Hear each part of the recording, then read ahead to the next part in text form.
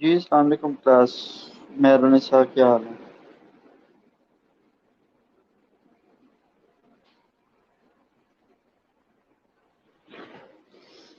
Acute respiratory ARDS status estimates.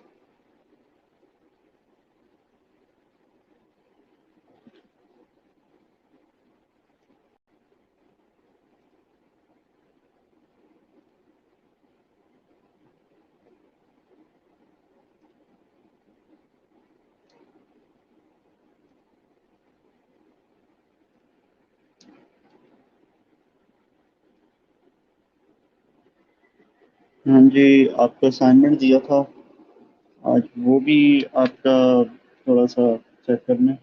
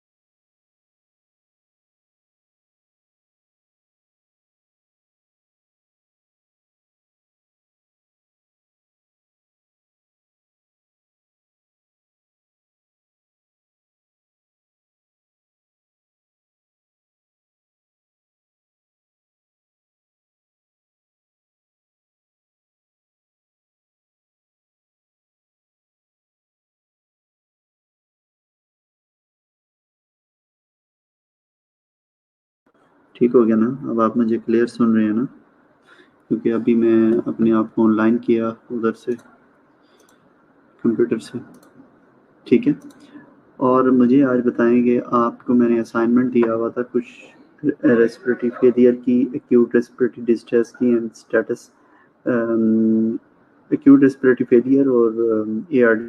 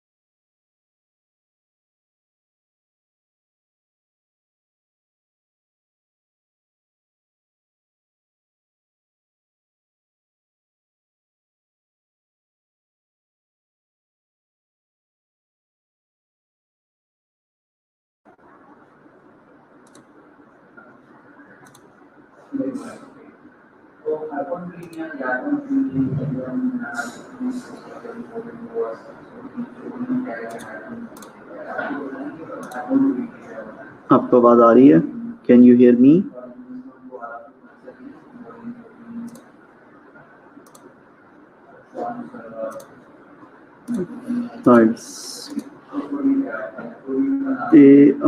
Acute respiratory distress syndrome.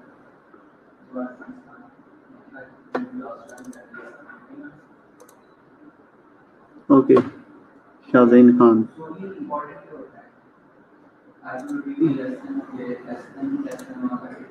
अच्छा, जो मैंने आपको असाइनमेंट दी हुई है उसका क्या बना भाई?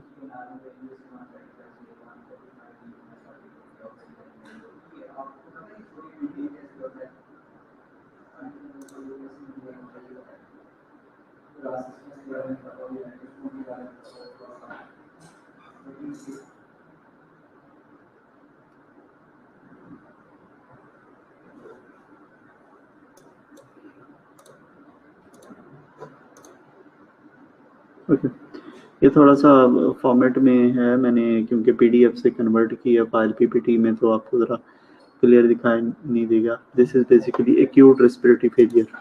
व्हाट? Acute respiratory failure.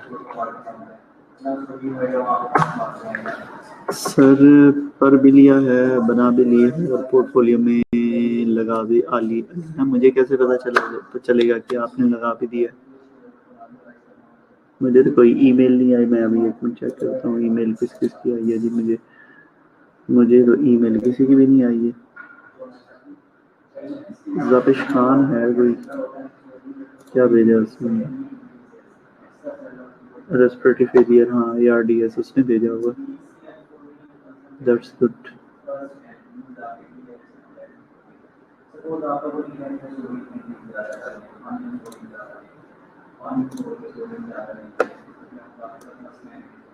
इसके अलावा जैन राजपूत हैं। जैन राजपूत के अलावा मोस्टली ने मुझे नहीं भेजी सर। मैंने व्हाट्सएप की थी सर, मैंने भी भेजी थी सर, मैंने ईमेल की थी। अच्छा, वेल इतना कोई अच्छा रिस्पॉन्स नहीं है। Well, today we discuss acute respiratory failure. That's good if you have a good understanding that we have discussed the respiratory system, but not in detail, because you know कि autonomic nervous system में हमारा जो है ना respiration और जो हमारा heart rate होता है वो कंट्रोल हो रहा होता है। ठीक है? और लंग्स में हमारे बेसिकली एल्वेलाई होता है, जहाँ पे जो है ना गैसेस एक्सचेंज होती हैं।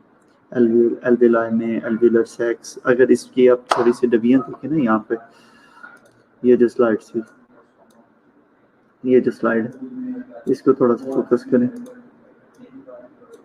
वाइट बोर्ड क्यों नहीं है? अच्छा, इसको थोड़ा सा फोकस करें। ये क्या हमारा, ये आ रहा है हमारा ब्रोंकियोल आ रहा है, this is bronchiole and this is a pulmonary vein. ठीक है, ये क्या है जी, पल्मोनरी आर्टरी, आर्टरीज हैं। ठीक है, ये क्या है, एल्वोलाई है, alveoli is the basic functional unit जो है इसमें एल्वोलाई है, और ये क्या है, एल्वुलर सैक्स है। ठीक हो गया, इतनी समझ आ जाएगी आपको। और दोबारा से हम आते हैं, अगर हम थोड़ा सा, हमने क्योंकि रेस्पिरेटरी सिस्टम की असेसमेंट बड़ी अच्छी तरीके से की है, इसीलिए मेरी कोशिश होती है कि मैं आपको वो नॉलेज को इंटीग्रेट करूं। These are our trachea, these are the bronchiole, ये राइट, ये लेफ्ट, राइट के 3 होंगे, और ठीक है 3 होंगे ना, 1 to 3, और लेफ्ट के 2 होंगे। ठीक है, फिर क्या जी, ये चेस्ट वॉल है, this is a chest wall and Airways and pleura and diaphragm, ये डायाफ्राम होगा। ठीक है ना, अंडरस्टैंडिंग हमने किया हुआ ना ये बड़े अच्छे तरीके से।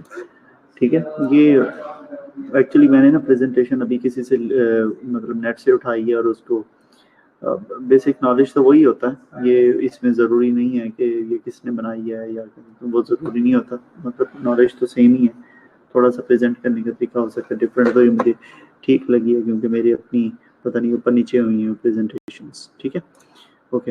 इंट्रोडक्शन की अगर हम बात करें, the body relies primarily on the central nervous system, the pulmonary system, the heart, and the vascular system to accomplish the effective respiration. If your brain is, you mean if your client's brain is, why no voice? Can you hear me, all of you? आपकी मेरी आवाज़ आ रही है सबको?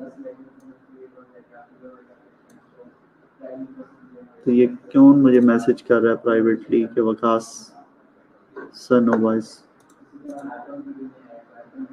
आवाज़ आ रही है कि नहीं आ रही?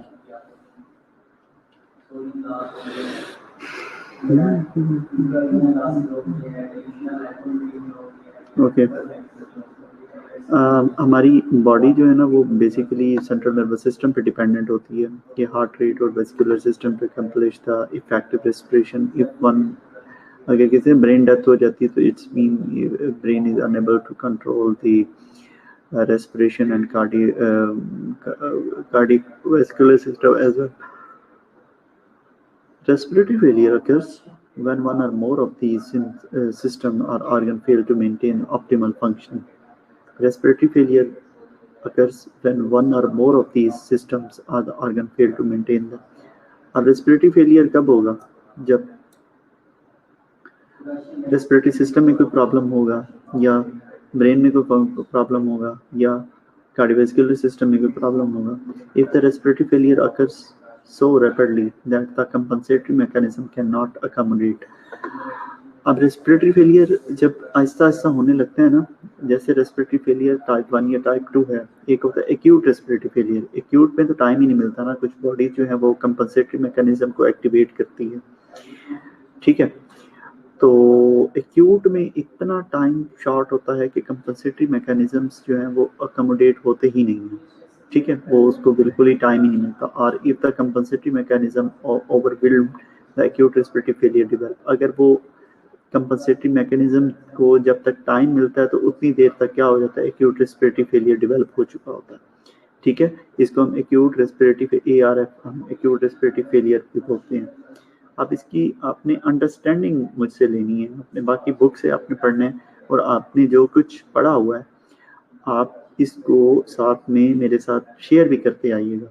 ठीक है, डेफिनेशन की अगर बात करें, the respiratory failure is defined as the partial pressure of oxygen value of less than 60 millimetre mercury while breathing air, or the partial pressure of carbon dioxide of more than 50 millimeter of mercury.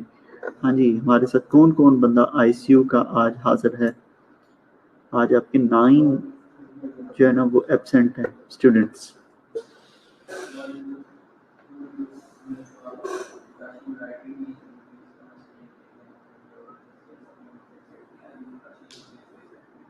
अभी बारिश भी शुरू हो चुकी है बड़ी जबरदस्त किस्म की।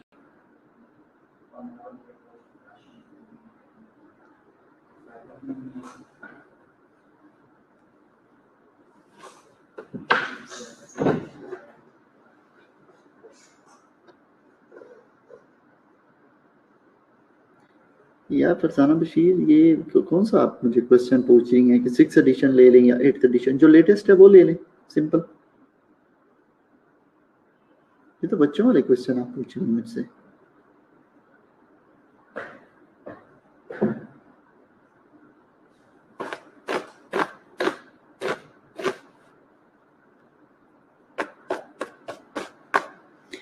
ओके, अच्छा मुझे ये बताएं कि partial pressure of oxygen,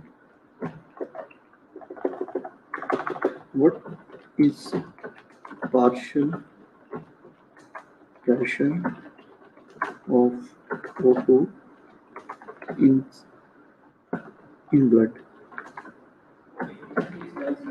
O2 and CO2.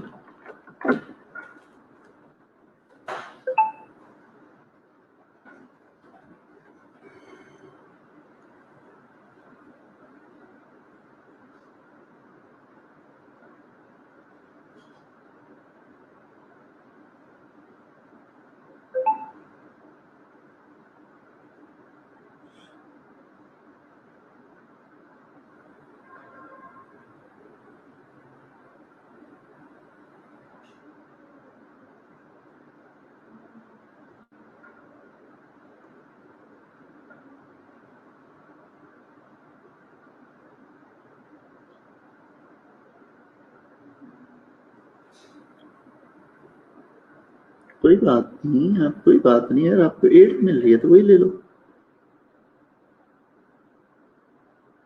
ले लो। जो 8th एडिशन होगा वो अपडेटेड होगा, उसमें एडवांस चीज़ें होंगी, ठीक है। अलीना कह रही है कि जो पार्शियल प्रेशर ऑफ ऑक्सीजन है वो 80 to 100 होता है, और partial pressure of carbon dioxide होता है वो होता है 35 से 45, 35 से 45 होता है। अच्छा, वेरी गुड, ठीक हो गया, गुड, मतलब आपकी बहुत अच्छी अंडरस्टैंडिंग है। तो हम क्या बात कर रहे हैं, अगर तो पार्शियल प्रेशर ऑफ ऑक्सीजन जो है वो 60 से बिलो हो जाए, या कार्बन डाइऑक्साइड का जो है पार्शियल प्रेशर वो 50 से ज़्यादा हो जाए, तो हम कहते हैं कि ये रेस्पिरेटरी फेलियर है। Understand, got it?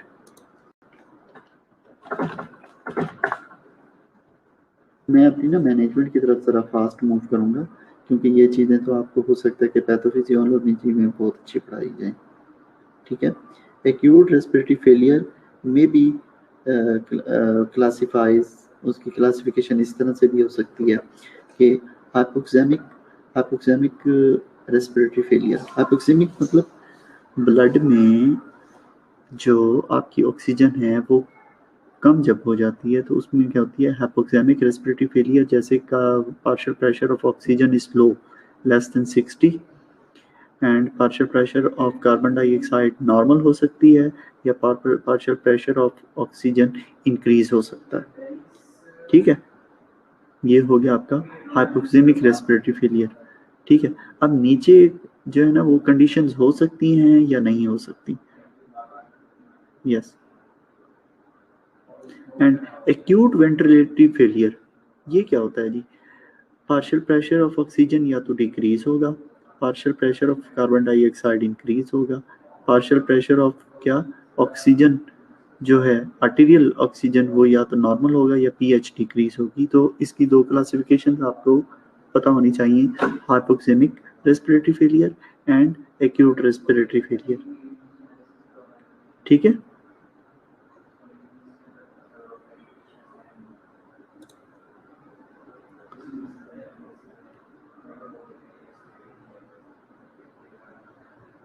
अच्छा, hypoxemic respiratory failure, hypoxemic respiratory failure क्या है जी?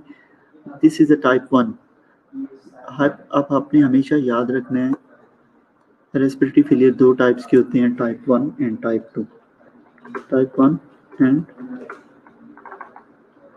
टाइप 2। टाइप 1 जो होती है ना वो होती है ऑक्सीजन की कमी की वजह से, ब्लड में ऑक्सीजन की कमी की वजह से, याद रह जाएगा।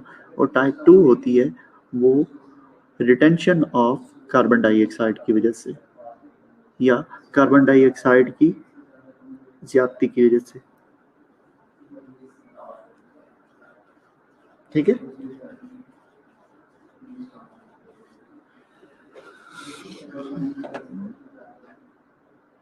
this is what the hypoxemic respiratory failure type 1 is characterized by the partial pressure of oxygen of less than 60 millimeter with a normal or low carbon dioxide. This is the most common form of the respiratory failure, and it can be associated with a virtually all the acute diseases of the lungs, which generally involve the fluid filling or the collapse of the alveolar units. जो कि most of the respiratory failures में से बहुत ही common है, जिसमें क्या होता है कि ऑक्सीजन जो है वो कम हो जाती है ब्लड में। ठीक है, this is the most common form of the respiratory failure. अच्छा, the most common cause of the hypoxemic respiratory failure in the ICU patient is a perfusion of non ventilated alveoli. क्या हो जाता है जब alveoli में gases exchange ना हो रही हों, सही तरह से ऑक्सीजन ना पहुंच रही हो, ठीक है, तो क्या होगा कि ऑक्सीजन का लेवल डाउन हो जाएगा। मैं आपको यहाँ पे समझाने की कोशिश करता हूँ। अगर फॉर एग्जांपल हाइपोवेंटिलेशन है, हाइपोवेंटिलेशन का मतलब है शैलो ब्रीदिंग है, डीप ब्रीथिंग नहीं है, हाइपोवेंटिलेशन है, मतलब जितनी एफर्ट होनी चाहिए ब्रीदिंग में उतनी नहीं है। ठीक है, तो क्या होगा कि ये जो आपकी ऑक्सीजन है ये सही तरह से एल्विलाई में पहुंच नहीं सकेगी। जो एल्विलर सैक्स हैं यहाँ पे, वहाँ पे क्या होंगे, नहीं पहुंच सकेगी। उसके नतीजे में क्या होगा कि जो नॉर्मल ब्लड में जो ऑक्सीजन की अमाउंट है वो नहीं पहुंचेगी। अगर आप इसको जरा देखें, इसमें और इसमें क्या फ़र्क है। इसमें फ़र्क ये है कि नॉर्मल देखें, हाइपोवेंटिलेशन है तो इसमें ये एल्विलाई का साइज़ छोटा है, और इसमें नॉर्मल ब्रीदिंग है तो एल्विलाई का साइज़ क्या है, बड़ा है। ये बिगर है ना साइज़, और ये क्या है, ये स्मॉल है। ठीक है, तो डिफ्यूजन एबनॉर्मली क्या होता है, perfusion without the ventilation shunting क्या हो रही है, परफ्यूजन हो रही है शंटिंग के विदाउट, जो है वेंटिलेशन परफ्यूजन डेड स्पेस। क्या हो रहा है कि बेसिकली परफ्यूजन जो है वो कहाँ पे होती है, बेसिकली एल्विलर सैक्स में होती है। ठीक है, तो क्या हो रहा है कि यहाँ पे डिफ्यूजन एबनॉर्मली हो रही है, सही तरह से नहीं, एल्विलाई सही तरह से ओपन ही नहीं हो रही हाइपोवेंटिलेशन की वजह से। ठीक है, तो प्रेशर ही जनरेट नहीं हो रहा, जिसकी वजह से डिफ्यूज़न के ज़रिए क्या होती है कि ऑक्सीजन जो है वो पेरिफ्रीज को जो क्रॉस करती है और फिर ब्लड स्ट्रीम में जाती है। जब वो प्रोसेस ही पूरा नहीं हो रहा तो क्या होगी, ऑक्सीजन की कमी होगी ब्लड में। ठीक है, एटियोलॉजी देखें जी, एटियोलॉजीज क्या क्या हो सकती हैं। COPD सबसे पहले काज जो है ना COPD हो सकता है, फिर नमोनिया, फिर pulmonary oedema, pulmonary fibrosis, asthma, pneumothorax and pulmonary embolism, pulmonary arterial hypertension, pneumoconiosis and granulomatous lung diseases, cyanotic congenital heart diseases, and bronchiectasis, acute respiratory distress syndrome, fat embolism syndrome, and scoliosis and obesity. These are the etiological factors of the what etiological factors of what acute respiratory failure। acute respiratory failure की etiologies अगर आ जाएं तो ये 5 diseases भी आप लिखते हैं, that's enough। Understanding हो रही है या मुश्किल लग रहा है। अच्छा, जो इसका मैंने आपको मेन काज बता दिया ना वो क्या है, हाइपोवेंटिलेशन। क्या है, हाइपोवेंटिलेशन।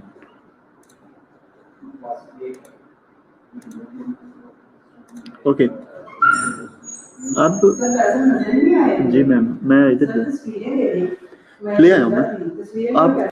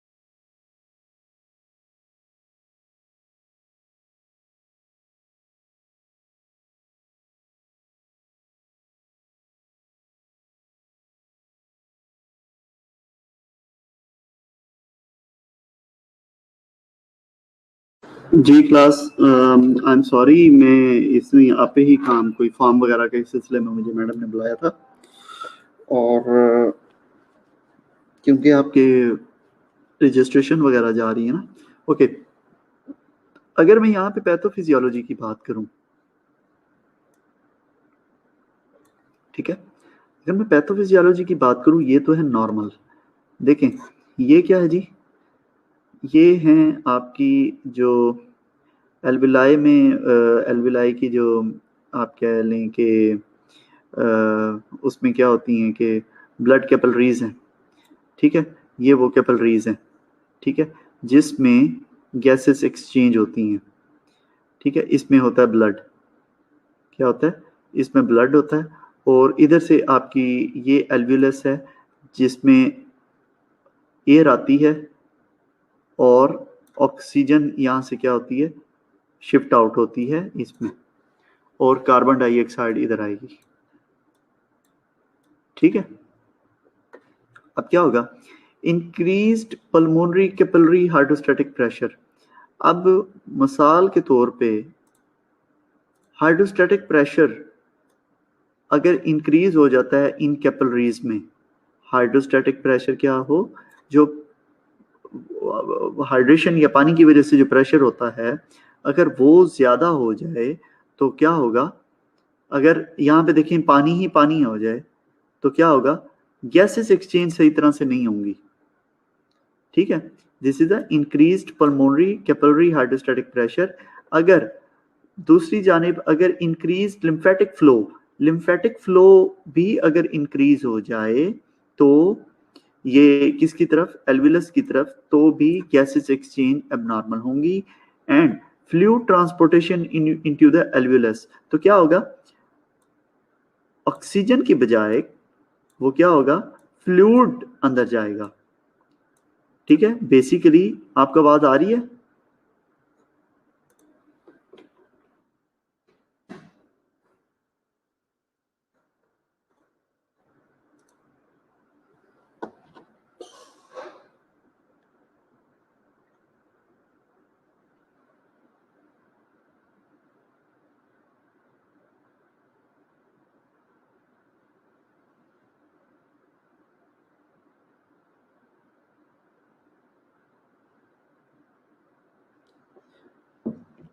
Increase capillary.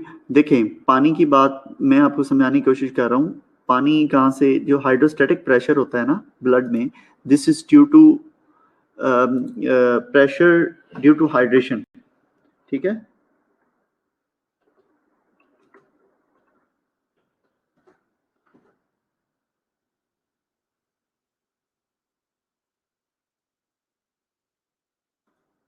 ठीक है, मैं उसकी बात कर रहा हूँ, या आप हाइड्रोस्टैटिक प्रेशर की अगर बात करें तो ये एक फोर्स भी होती है, ठीक है।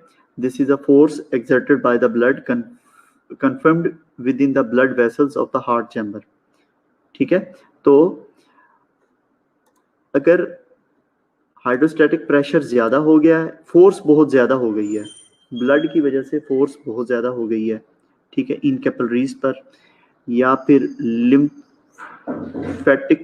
फ्लो बहुत ज्यादा है, तो क्या होगा, गैसेस एक्सचेंज की बजाय क्या होगा, फ्लूइड एक्सचेंज होगा यहाँ पे, ठीक है। यहाँ पे क्या होगा, फ्लूइड एक्सचेंज होगा, क्या होना चाहिए था, यहाँ पर ऑक्सीजन को इधर जाना चाहिए था, ठीक है, एल्विलस से ऑक्सीजन को इधर आना चाहिए था, तो इधर क्या जाएगा, फ्लूइड जाएगा। आप समझ रहे हो ना।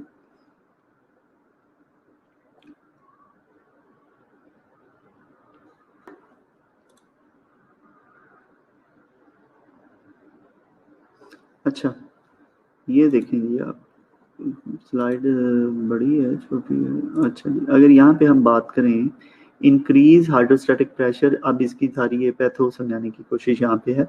Increase hydrostatic pressure in the pulmonary vessels में जैसे ही हाइड्रोस्टैटिक प्रेशर इंक्रीज होता है तो क्रिएट्स इम्बैलेंस इन स्टालिंग फोर्सेस, तो स्टालिंग फोर्सेस क्या होती है, इम्बैलेंस हो जाती है, उसके नतीजे में क्या होगा, increase in the fluid infiltration into the interstitial spaces of the lungs.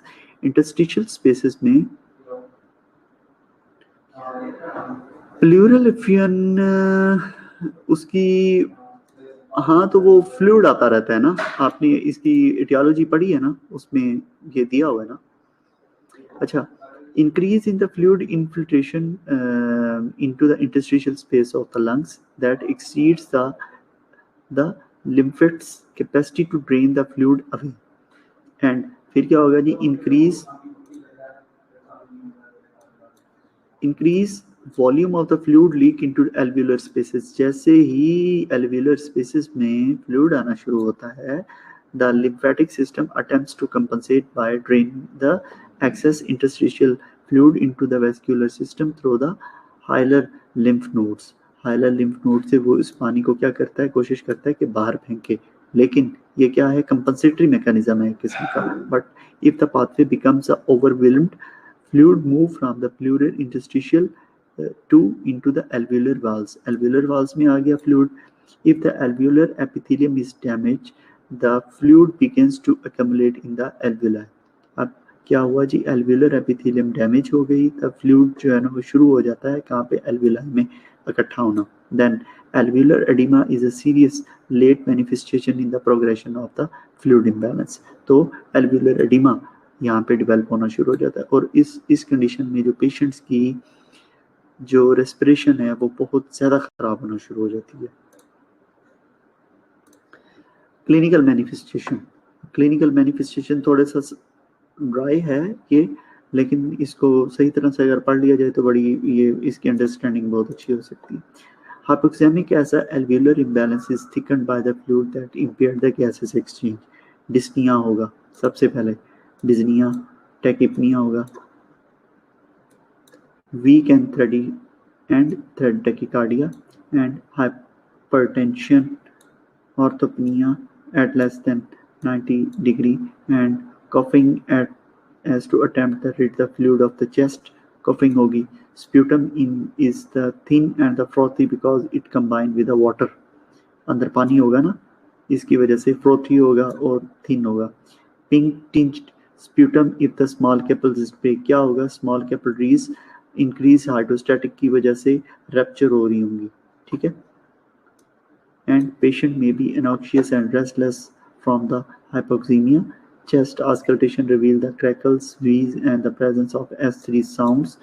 And saturation जो होगी वो कितनी होगी, less than 85. And arterial partial pressure of oxygen reveal less than 50.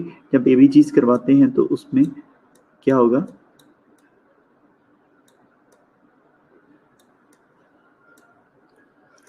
50 से लेस होगी. Respiratory alkalosis because of the tachypnea. Tachypnea की वजह से रेस्पिरेटरी अल्कोलोसिस होगा. And pressure in pulmonary artery and the pulmonary wedge pressure will increase. Pulmonary artery wedge pressure increase हुआ. And chest X-ray shows the areas of white out. क्या होगा वहाँ पे, air नहीं होगी, वहाँ पे एयर नहीं होगी क्योंकि फ्लूइड होगा, तो फ्लूइड जैसे ही होगा तो वहाँ पे क्या नजर आएगा आपको, वाइट आउट, वाइट सारा होगा. where the fluid has replaced the air-filled lungs tissues. and the right ventricular failure may be noted. right ventricular failure को क्या होगा, may be noted. And diagnostic test. What are the diagnostic tests? You will do obviously ABGs and X-ray and SpO2 जो saturation. Management, emergency management होगी. आपने किसको treat करना है, basically respiratory अल्कोलोसिस को. आप क्या कर रहे हो, रेस्पिरेटरी अल्कोलोसिस को ट्रीट कर रहे हो यहाँ पे. ठीक है. एंड मैनेजमेंट जो है, मेडिकल मैनेजमेंट है, इमरजेंसी मैनेजमेंट है, एंड नर्सिंग मैनेजमेंट है. हाँ जी. रेस्पिरेटरी फेलियर में क्या कुछ कर रहे हो जी आप, सबसे पहले रेस्पिरेटरी फेलियर में सिक्योर एयरवे कर लें, supplemental oxygen as needed, treat underlying condition, and need for the endotracheal intubation और ट्रिक्योस्टमी. आप सबसे पहले तो एंडोट्रेकियल इंट्यूबेशन की तरफ जाते हो. ठीक है. Invasive mechanical ventilation and non invasive mechanical ventilation. ठीक है. पहले आप किस में आते हो, नो, पहले आप आते हो इसमें नॉन इन्वेजिव में, ठीक है। नॉन इन्वेजिव अगर फेल हो जाती है तो then you comes to the invasive mechanical ventilation. हाँ जी, किसी को मेरी वॉइस से कोई इशू आ रहा है?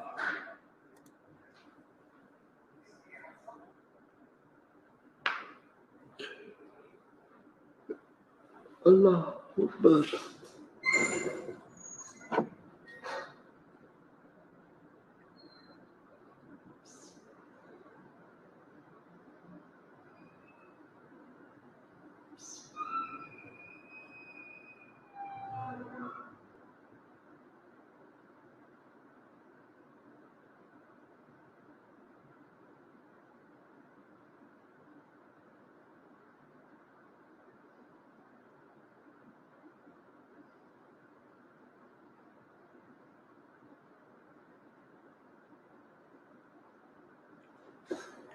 Did you got it?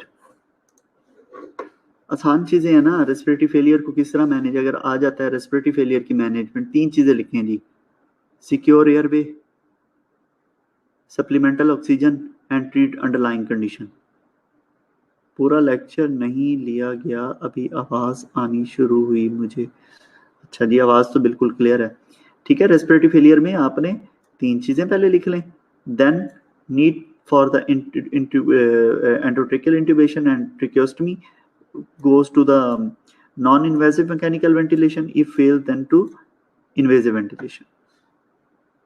तो मैं जनाब ऐसे ही बोल रहा हूँ, मैंने कुछ भी नहीं किया अभी कंप्यूटर को। Okay, medical management, correct the hypoxaemia. Hypoxaemia किस तरह से करेक्ट होगा जी? आप सप्लीमेंटल ऑक्सीजन प्रोवाइड करें या फिर नॉन इन्वेजिव जो है ना पॉजिटिव प्रेशर वेंटिलेशन, ठीक है, non invasive positive pressure ventilation पे इसको करें, प्रेशर दें आप उसको, ठीक है। मतलब बाईपैप आप जो है ना सी पैप लगाएंगे। रिड्यूस प्रीलोड, आप राइट पोजीशन रखें, डायरेटिक्स दें, नाइट्रोग्लाइसरीन दें, ट्रीट द अंडरलाइंग काज करें and reduce the afterload antihypertensive such as nitroprusside and morphine. Overload को कम करें and support perfusion the left ventricular is supported by using the inotrope medication such as dopamine. अगर वो उस तरफ जा रहा है तो आप उसको लोअर डोजेस, कार्डिक डोजेस पे जो है ना नहीं रेनल डोजेस पे डोब्यूटामीन वगैरह शुरू करेंगे। Monitor the urine output and an intra aortic balloon pump. ये इतना वो जरूरी नहीं, ठीक है, वो कंडीशन पे डिपेंड करता है। नर्सिंग मैनेजमेंट, नर्सिंग मैनेजमेंट क्या हो सकती है जी? पहले तो नर्सिंग डायग्नोसिस की तरफ आप अगर जाएं तो impaired gas exchange related to capillary membrane obstruction and from a fluid evidence by decreased carbon oxygen and partial pressure of oxygen and SiO2.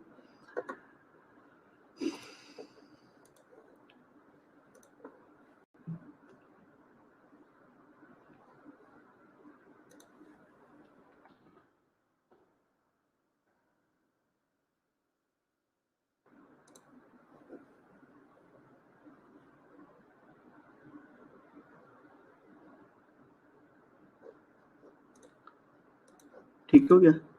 And IUBP कैसे करते हैं? IUBP ये क्या है?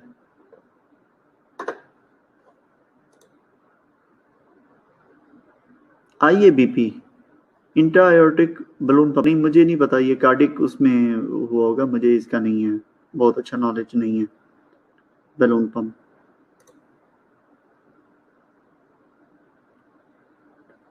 इंट्रा एओर्टिक बलून पंप यही है कि आप उस परफ्यूजन को, मेरे ख्याल में जो ऑब्स्ट्रक्शन है उसको ओपन करते हो, ठीक है। ये एक इन्वेजिव प्रोसीजर है, लेकिन इतनी जल्दी में उसको इतना डिसीजन लेना वो एक ट्रिकी हो सकता है। Okay, diagnosis excessive fluid volume related to excess preload evidence by weight gain, peripheral edema and wheezes and crackle sounds in the lungs। ये जो मैं आपको नर्सिंग डायग्नोसिस बता रहा हूँ ये आपको याद हो जानी चाहिए। these are the diagnosis related to acute respiratory failure, ठीक है। अब चलें जी ventilatory hypocapnic respiratory failure, hypocapnic respiratory failure, ये क्या है जी? इसमें कार्बन डाइऑक्साइड बढ़ जाती है। ये कौन सा है? Respiratory type 2 failure. ये इंशाल्लाह फिर कल करेंगे, ठीक है? काफी लंबी है, इसको मैं सीधा पदरा भी कर लूं, ठीक है? क्लास हमारी 4:30 बजे तक की क्लास है ना?